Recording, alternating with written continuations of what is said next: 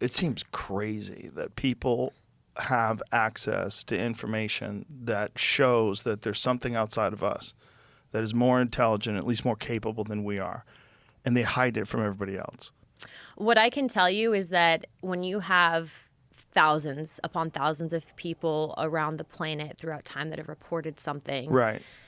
to say that those people are crazy, to say that, the whole concept of even just asking the question that you might not necessarily be psychologically sound, that in itself, that's a disinformation campaign to get people to shut up about it. And that's a problem. We know that the U.S. government has not exactly been clean, and a lot of what they've done with the American people, specifically to the topic of UFOs. Which makes you think that it's probably because there's something there. If you think about the motivation they had with Project Blue Book, when J. Allen Hynek was running Project Blue Book, this specific intention was to discredit all stories. And he ended up ultimately, though, after all of his investigations, becoming someone that was like, I think there's something here. But that's true.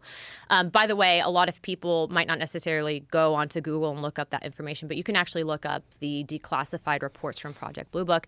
What's also interesting, though, is when we're talking about tech, right, the ability for this tech, being that it exists, to change dependence for entire governments on things like fossil fuel, et cetera.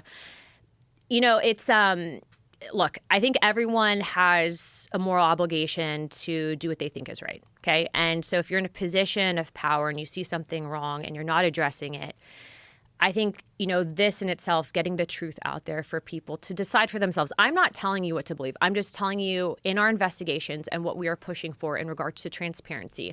I would like to see the federal government roll out some of the stuff that we've been given access to, because I think that information belongs in the hands of the American people.